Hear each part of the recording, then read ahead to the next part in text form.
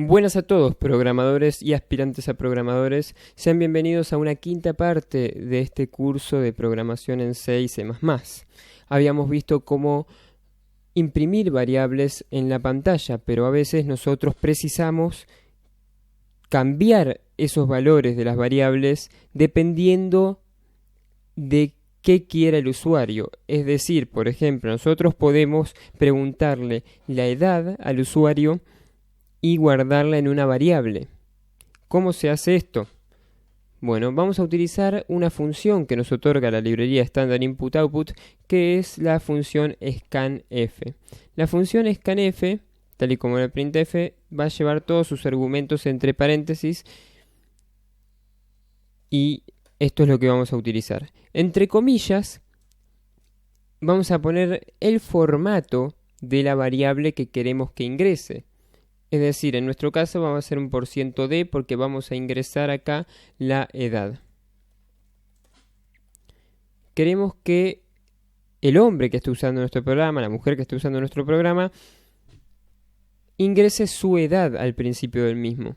Para eso vamos a decirle que el formato es un entero. La edad es un entero, no puede tener coma. Con una coma, después de haber dicho el formato, vamos a poner qué variable queremos que se llene con ese valor. Edad. Es decir, si nosotros no ponemos esto, el usuario va a ingresar un valor, pero no se va a ingresar en ningún lado.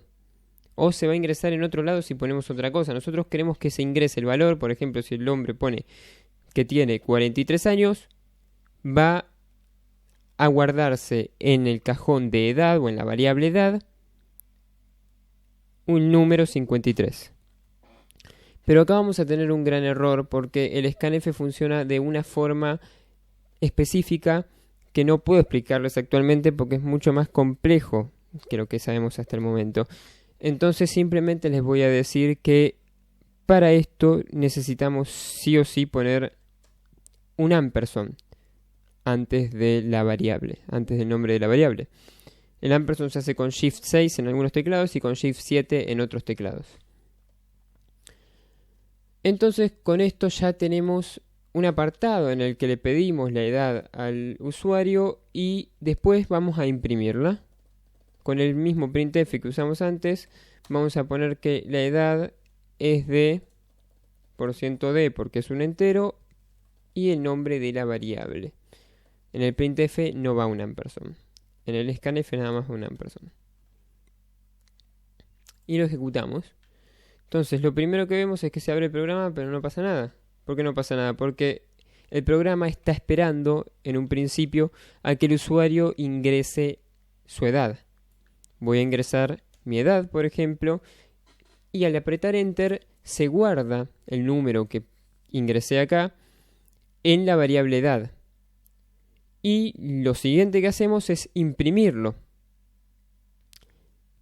Y acá se ve cómo se imprimió que la edad es 20. De esta manera, con el scanf, vamos a poder recibir valores del usuario y armar un programa ya que tenga un gran sentido. Como que ya podemos hacer menú, ya podemos hacer un montón de cosas. El formato es el mismo formato que le damos en el printf, es decir, si nosotros vamos a ingresar el valor de una variable de tipo float, vamos a tener que poner %f. Si es de tipo double, vamos a tener que poner long float. Esto es el f long float, no se los dije antes, pero este es el formato de las variables doubles. Después, para hacer un carácter, vamos a tener que poner %c. Y para recibir un bool vamos a tener que poner %d o %i tal y cual si fuera un entero. El bool no es más que un entero que solo permite valores de 1 y 0.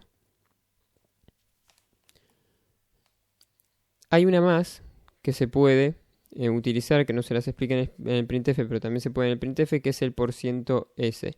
El %s lee una cadena, pero tampoco lo vamos a ver todavía. Ni siquiera hay que usar el ampersand para leer una cadena, porque es un tema más complejo que vamos a verlo más adelante. Pero por ahora lo que sabemos es que podemos recibir valores del usuario y según esos valores hacer diferentes cosas.